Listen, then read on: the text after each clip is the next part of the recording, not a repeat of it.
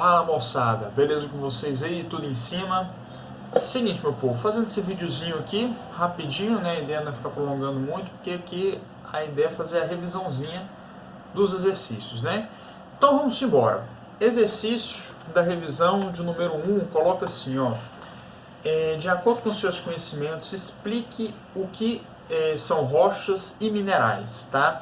Então, gente, é o seguinte, uma coisa que você tem que colocar na cabeça é que rocha, quando a gente fala de rocha, a gente está falando da junção de dois minerais ou mais, tá bom? A classificação de rocha é isso. Você tem um mineral, outro, eles têm que se fundir. A junção dos dois forma um tipo de rocha, beleza? Através disso vai formar a rocha. Já o mineral, propriamente dito, é aquele mineral solto, né? Aquele mineral que ele está ali sozinho. Por exemplo, o sal. O sal é um mineral.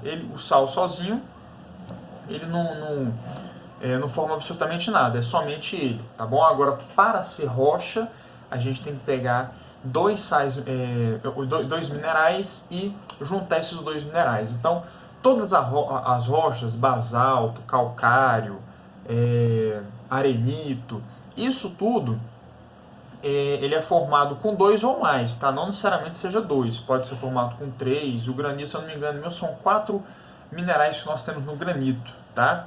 Cada corzinha dele é um mineral, ou seja, tem a junção de mais do que 2 minerais, tá?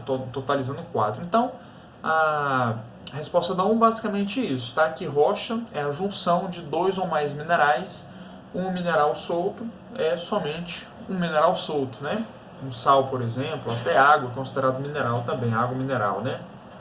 Então não tem muito segredo. Número 2 coloca assim: aponte a classificação das rochas e o processo de formação das mesmas.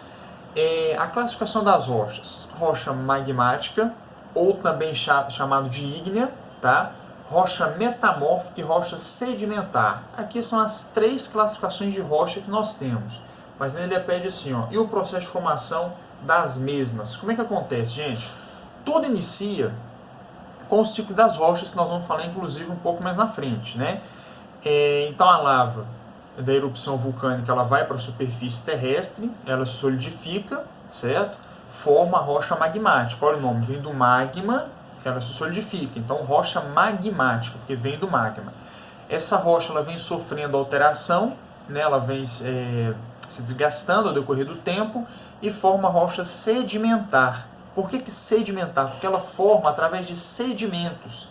Vai desgastando a rocha magmática, desgastando, que são os sedimentos, e esses sedimentos vão aglomerando e formam a rocha sedimentar, tá bom?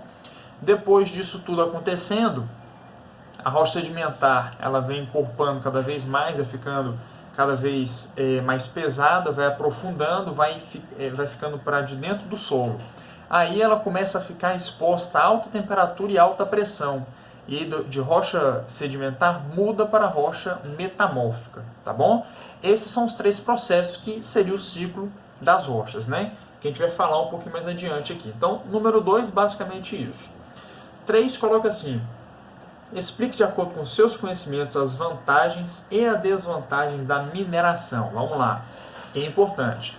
Quando a gente fala de mineração, gente, o que é a mineração? É extrair os minérios do solo, como por exemplo ouro, prata, diamante, cobre, bauxita, manganês, enfim, vários minérios a gente pode extrair do solo, né? Qual é a vantagem disso? Tem uma vantagem econômica, né? Porque isso ajuda a manter a economia e tal. Aqui no Brasil mesmo nós temos 3 grandes pontos de mineração. Temos mais, né? Mas os principais Serra dos Carajás, lá no Pará, Maciço do Urucum, no Mato Grosso, e quadrilátero ferrífero em Minas Gerais, tá? Aqui no Brasil são esses 3. E óbvio, essas 3 grandes jazidas aqui no Brasil ajudam a trazer riquezas econômicas, né? Riqueza para o PIB brasileiro, por exemplo. Então essa é uma grande vantagem. Promove emprego, tal, aquela coisa toda, beleza. Mas tem um lado negativo. Qual que é? A questão dos impactos ambientais. Por quê? Aqui está o solo. Aqui está o ferro, por exemplo, tá? Coisa que o Brasil é muito rico nisso. Para o trator chegar e pegar esse ferro que está aqui embaixo, tem que desmatar toda uma vegetação que está aqui em cima para poder chegar aqui embaixo. Isso daí é um grande problema, né? Porque a mineração ela promove, ela provoca esse desmatamento e, além disso, muitas vezes ele utiliza metais pesados para fazer a separação dos elementos lá no solo, como, por exemplo, a utilização de mercúrio, que isso a longo prazo vai contaminando o solo também, tá? Então a mineração, se ela não for bem planejada, se ela não for bem executada, isso pode futuramente trazer várias consequências, tá bom? Então a vantagem é recursos econômicos, que é positivo, a desvantagem, o desmatamento e a provocação de danos ao meio ambiente, beleza? Número 4 coloca assim, explique como ocorre o ciclo das rochas. Simples, né? Nós até já citamos em um exercício anteriormente. Como é que funciona o ciclo das rochas? O nome já fala, é um ciclo, né? Eu falei para vocês da rocha magmática, solidifica, ela solidificada ele forma como rocha magmática, já vem no nome. Essa rocha magmática se desgasta, cria sedimentos e deposita em regiões mais baixas. Esses sedimentos são depositados, vai ficando com maior pressão, vai aglomerando os sedimentos e forma a rocha sedimentar. Essa rocha sedimentar ela vai ganhando cada vez mais força, vai crescendo cada vez mais, até ela vindo ficar pesada e fica por debaixo do solo, onde aumenta a pressão e a temperatura e forma uma rocha metamórfica, tá?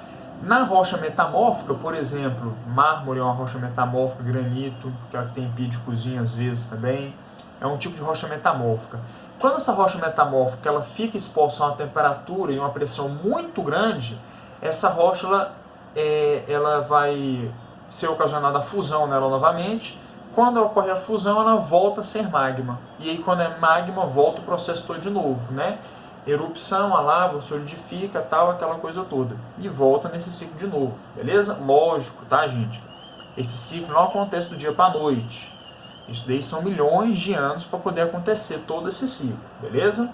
Mas como é fechadinho, né, se chama de ciclo esse movimento todo aí, beleza? Número 5 e último para poder fechar esse aqui, ó. Qual a diferença das rochas magmáticas intrusivas para as extrusivas? Gente, intrusiva, olha o nome. Intrusiva, interior. Extrusiva, exterior. Então, intrusivas é aquela rocha magmática que é formada dentro do vulcão. Então, quando ela não sai do vulcão, ela está lá dentro, presa. É uma rocha intrusiva, tá? A extrusiva é aquela que o vulcão vai expelir pelo magma, né? Vai sair e vai para fora da superfície terrestre, tá? Essa é a extrusiva. Qual que é a grande diferença? Um que está dentro e está fora? Na verdade, não. Que o processo de formação delas, o tempo do processo de formação é diferenciado. O que vai acontecer?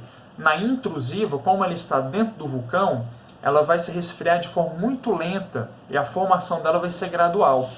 Já a extrusiva que está de fora entra em contato com a atmosfera, né? Então tem um choque térmico, porque a atmosfera em relação ao magma está muito mais frio. Então a extrusiva ela solidifica bem mais rápido, né?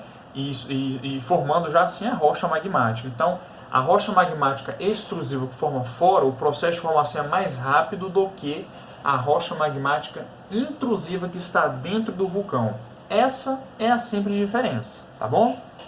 Basicamente isso daí. Beleza, meu povo? Então tá respondido aqui as 5 questões. Espero que vocês tenham entendido. Qualquer coisa, qualquer dúvida, pode tacar sua pergunta aí no grupo do WhatsApp, beleza? Então vamos ficando por aqui. Fica com Deus, um forte abraço e bons estudos para todos.